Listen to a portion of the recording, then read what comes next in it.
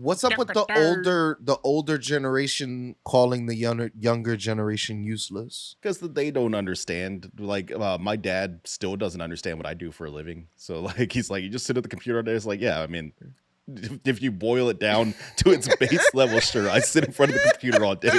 That's what I do for a living, Dad. My dad would think the same thing, like when it comes to like doing the pod or whatever. He's like, "Estás jugando en ese pinche computer." I'll be like, "Yeah, it's just a pod." He's like, "You need to do better things with your life." Like, okay, Dad, you're wasting your life away.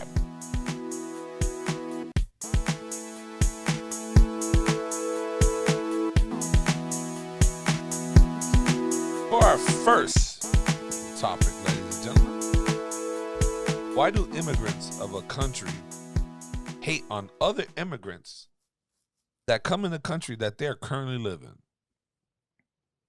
I don't know why, but it's a thing that happens. Doughboy, do you want to lead off the topics that you came up with? Should just let me intro these topics. No. Anyways, it's talking about why do in the US we have a big melting pot. We have people that came here 30s, 40s, 50s, 60s. A lot of these people immigrated to this country. They don't really like immigrants from 2020 and 2020 and 2010. They're not down with that immigration movement. So I was asking, like, what's up with that? A lot of these people can barely speak English, and then they're like, "Oh, you shouldn't like these people," and you're like, "Why not?" And then they're like, they don't speak English, and then like you can't speak English, like you know what I mean? Like get out of here. A lot of these people don't have good reasons for any of this, so I was asking, what's up with that? That shit's whack. The New York experience with stuff like that in particular must be interesting too, because there's just so many. It's such a big immigrant city, right? Like it's just a place where people still arrive, and that's where they try to make their first step in America. I mean, from the stories I've heard from people that lived in New York almost their whole life, they say that they were always beefing with the Puerto Ricans. Really? Yeah, because I guess Puerto Ricans thought they were hot shit. Am I wrong, Pucho? Was that not like a thing? Everybody really beefs with everybody. I mean, especially in New York City, there's New York City has its own unique set of circumstances where like there's only so much space, and these immigrants, they go to certain places and they create like a little Puerto Rico or a little Dominican Republic or something. Like they create like these kind of like what Micro these right wingers communities. would call enclaves. Places where there's neighborhoods in New York City where you never even need to learn a word of English, and you could live a whole life, work a job, and handle your day to day. You know what I mean? But a lot of it is like, at least for Hispanic people, it's like what I'm more familiar with. But like the Cubans were there when the Puerto Ricans went to New York City. It's like the Cubans, again, because of that immigrant hate, the Cubans and Puerto Ricans started beefing. When the Dominicans got there, the Puerto Ricans didn't like the Dominicans because they were like, yo, like, again, that immigrant hate, like that coming over. And that same thing just perpetuates. But where does it stem from? You see, there's little beefs between like Haitians and Jamaicans, or Guyanese people and Trinidadian people. It's something about I guess the proximity of where these people come from, and the fact that somebody's going somewhere after the one group or whatever. But there's got to be Mexicans in New York started to migrate there more after the 2000s, like 2005, 2006. You started to see big populations of Mexicans start to move into New York. They started to go to Queens and all over, but that's when you really started seeing a big Mexican culture. They were here before, but like South America culture started to really pour into New York.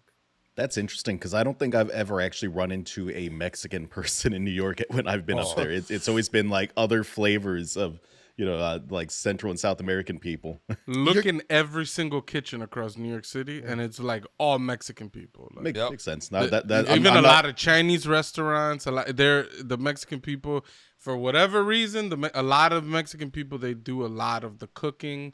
And delivering, cleaning, delivery. They call themselves deliveristas. They have a union, but they even have a word for it. Some of the hardest workers in America, they would say. Some people would say. I But just saw a thing on Twitter the other day, and it referred to it talked about the Schrodinger's immigrant, simultaneously too lazy to work, but also somehow stealing all the jobs. these lazy people, they have all the jobs. What's up with the What's up with the older generation calling the younger generation useless?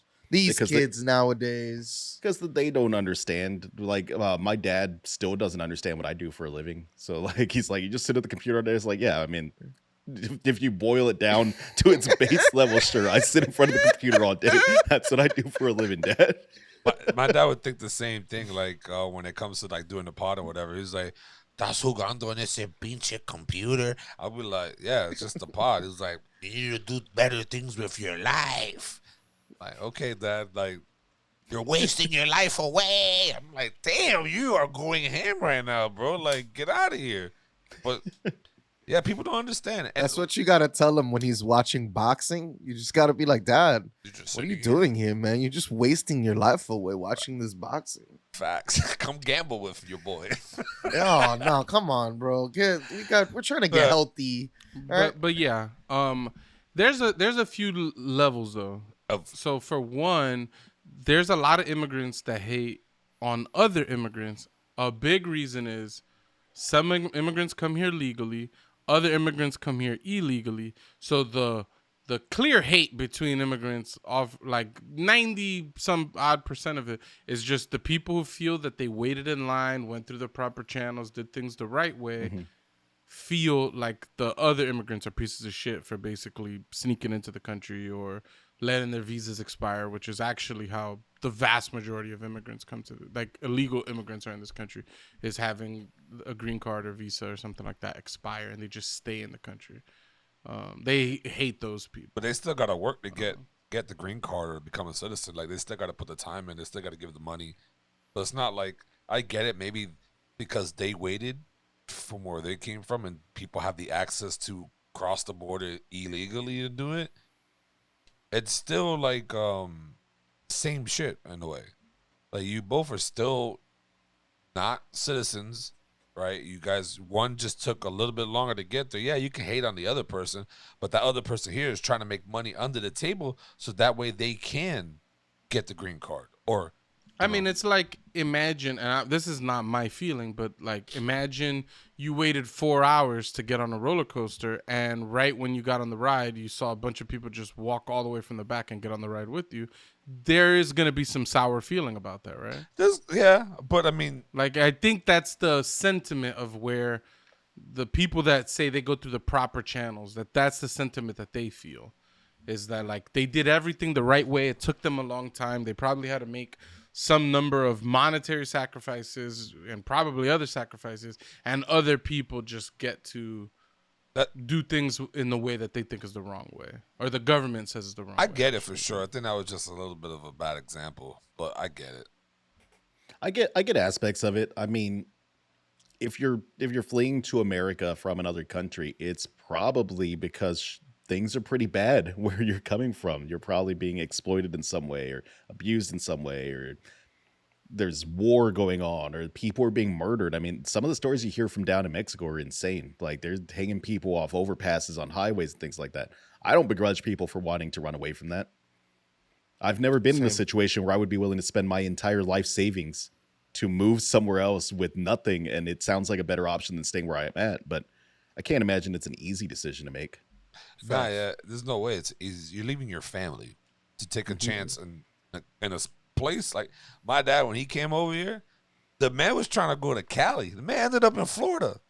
You went the wrong way, dude. He went the wrong way. You know what I mean? And throughout the years, and back then it was different. It wasn't how, not exploited, but how it's viewed now. You know what I mean? And my dad bust his butt, got a job, got a green card, became a citizen.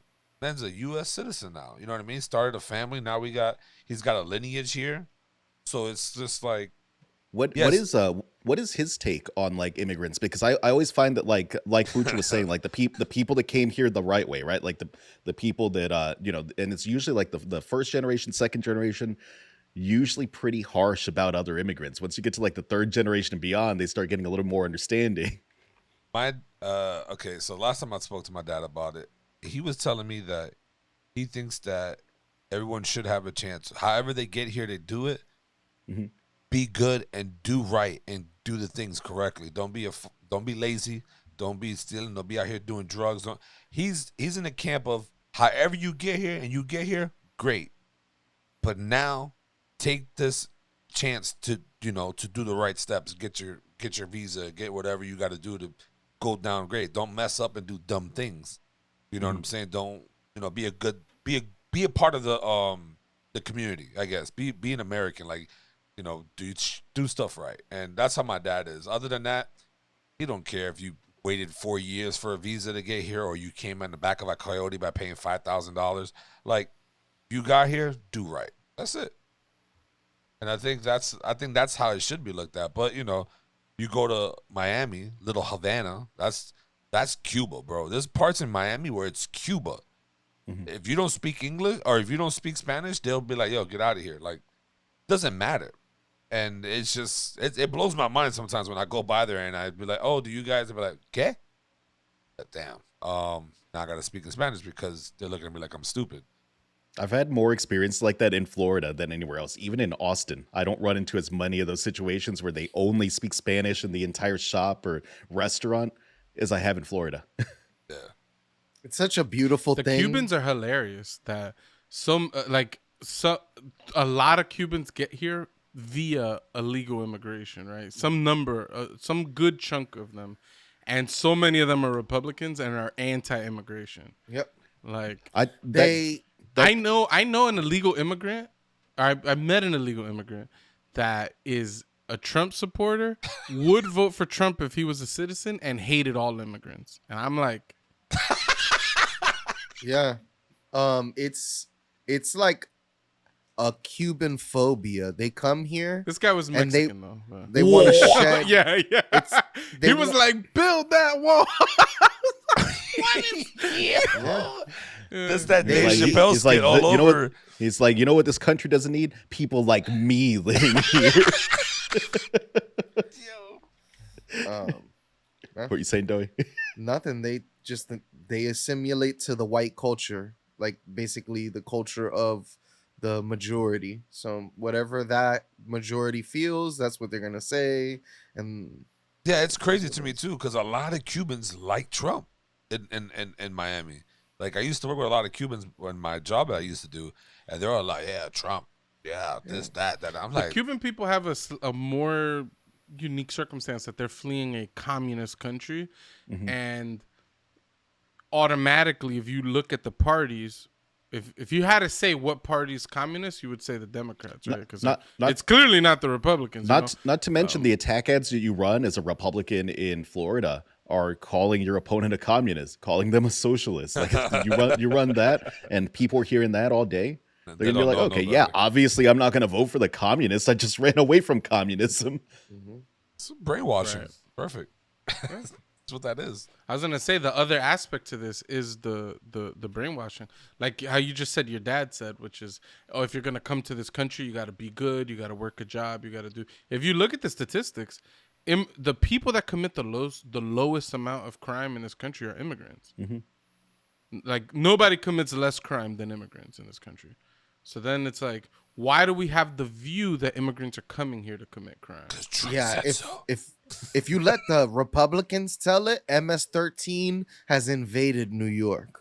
Well, That's what they're you saying. You hear the language they always use too. It's always an invasion or Yeah. like a takeover, or because there's this what is that thing? It's like trigger the theory words. that they talk about, the white replacement theory or whatever the hell it is, that white people are just being replaced in America. It's this thing The great replacement. the great replacement.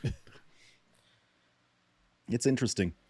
What do y'all think if the U.S. and like Central American countries and South American countries ever did like an open border like European approach? I think it'd to be things. fucking awesome. I think we, especially as Americans, have this view of South America of it being just like favelas and shit. It's such a beautiful country. Guatemala is a really beautiful country. You go to certain places. But yeah, I think us opening the borders, I think a lot of the cartels would think twice about what they're doing now if we started working together with the Mexican government and stuff like that. I think is what we should do, right? Strengthen our borders by strengthening each other. I don't think it's a good idea. Making it so that you can travel there without a passport. You just have to have your, you know what I mean? And I think that would be really cool. And the reason why I'm saying I don't think it's a good idea. I think at this point, United States will just become overly crowded. It's already overly crowded now in certain parts, but I think It's too crowded. but what I'm saying is like You need to lighten this up.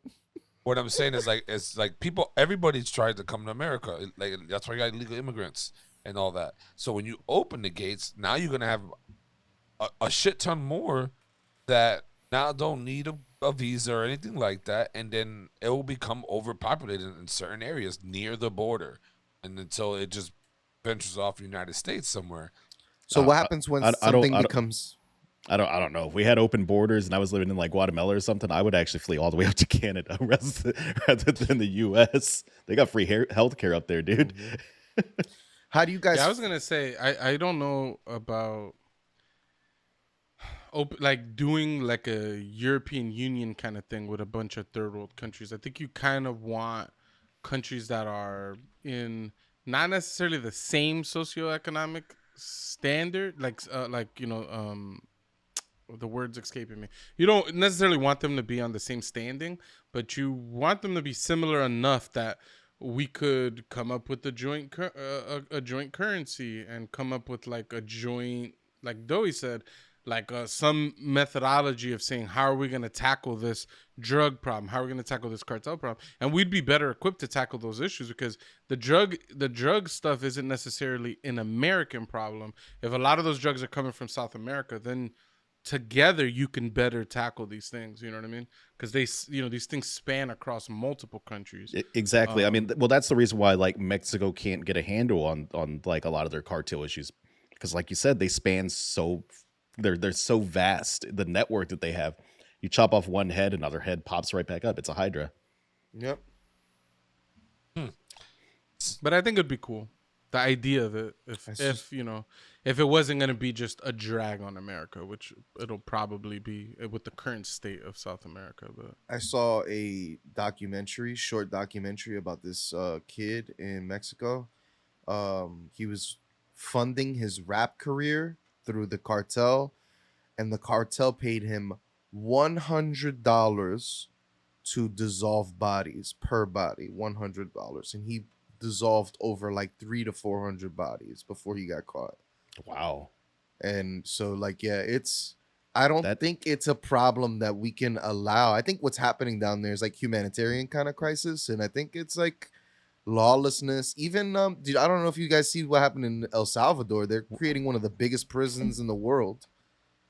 What a terrible pay rate to give someone. If you came up to me and said, I'll give you $40,000 to dissolve 100 bodies, I'd be like, that is a low amount. That is not enough money for me to dissolve 400 bodies. In Mexico, that's a lot, though. $100 gets you by. You got to think that, too. But that's funny that you said, fuck the job issue. It's the pay that's the problem. That pay is out of whack, man. That blew my mind. yeah, I mean, I thought $100 was low, but I do acknowledge that $100 in another country could get you a long way. A long way, yeah. $100. That shit sounds like a lot of work. And you get caught. They did it the same way they did in it's like Breaking the acid, the acid bath. Straight out of Breaking Bad, dude. Yep. Shows and movies teach people things. Believe it or not. You think so? Oh, yeah, for sure, bro. Like, there's certain things that I watched on TV that I would have never known otherwise, or try to even think about that. You know what I mean? So And now Tony knows every word in the dictionary. Yep. Yeah, we established that right before we started the podcast. Tony knows he knows all the definitions in the dictionary. Every English Unless word. if he doesn't know how to pronounce the word, then he doesn't know the definition. That was the rule. Okay. That was literally your stance. I said, you forgot? I said that if I don't know how to pronounce the word, I can still know the meaning. That's what I said. There's some medical terms I would not know how to. No one Tony, here. that was my stance. That was my stance. I would give anybody flip. here $100. I'll give it. flip. That's not no flip. That's what I we said. call the flip. All right. That's a flip. That's I'm a telling you flip. right now that I give anybody $100 if they can pronounce one medical term that's more than 13 letters in that damn word. It's impossible. You just invented this right now. This is is never a this is a conversation. new offer. No, this is an offer I'm establishing right now. You pull up a medical term right now, I guarantee you, not all four of us wouldn't be able to say it. Nixon 4. Facts. Nixon Get outta 4. here. Nixon 3. Nixon 3. 3. I got money all day for that. Bet it up. Hey. Anyways, but yeah, Cuban sandwich. I can't. Yeah. I Bet want- Cuban sandwich. I want a medianoche right now. I'm not gonna lie. That's fire. He said a shitty night, a mierda noche. Oh, I said it. What isn't it called that? No, you just struggled a little bit to say media. You kind of It's said it media, right. I know yeah, what you're saying. that's what I said. I'm not the best at Spanish. I tell people all the time. I a understand. sock night. A sock night. Medianoche. That's what it's gonna give you. Mierda noche. Shitty night. But yeah, man. Yeah. Back to the topic. Yeah, immigrants, hating on immigrants. Gotta come on, guys. You're one and the same. Like if they're doing bad, sure, hate on them. Talk crap, but I don't see why Cubans and Puerto Ricans can't get along. Dominicans and Puerto Ricans can't get along. Irish Have you and Puerto guys Ricans or whatever. ever experienced, because it happens up here, a lot of my worst bosses were the same type of like Puerto Rican, Spanish people. I'm like, why are you treating me like shit? Like we are the same fucking people, bro.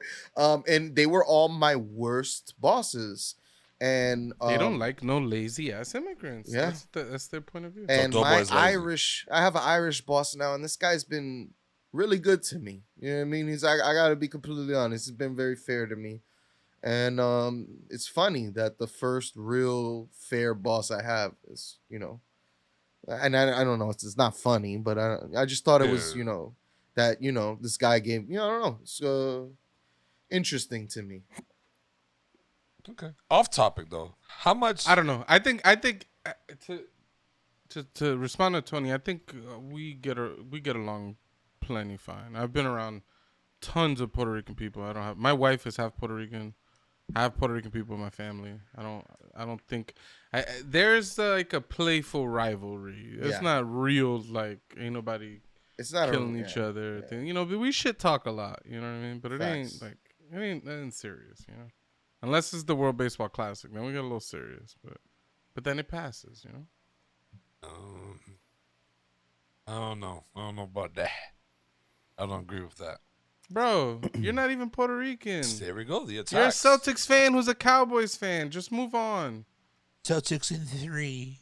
You don't even watch a single game in the World Baseball Classic. I You don't. know. Baseball classic? Yeah, I don't. I don't watch baseball Yeah, like what that. kind of Puerto Rican doesn't support his baseball team? Wow.